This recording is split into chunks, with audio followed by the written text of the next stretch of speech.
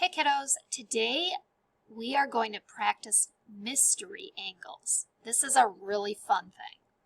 So I've got two examples for you. I have this first example, which is a right angle, and then I have an example that is a straight angle. And I put the measurements up here just in case you needed a reminder.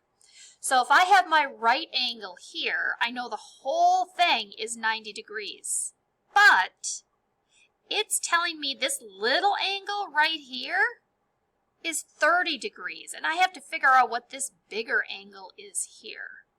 The way I'm going to do that is to subtract. So I know my whole angle is 90 degrees. That would be this whole thing. Well, I already know that this much of it right here is 30. So I'm going to subtract 90 minus 30. And I know that that is 60. So that tells me this angle right here, angle B, is 60 degrees. Okay, well now I'm going to go over here to my straight angle, and it's kind of the same.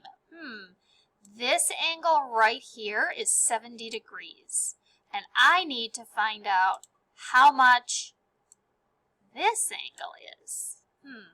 Okay, well, I know a straight angle has 180 degrees.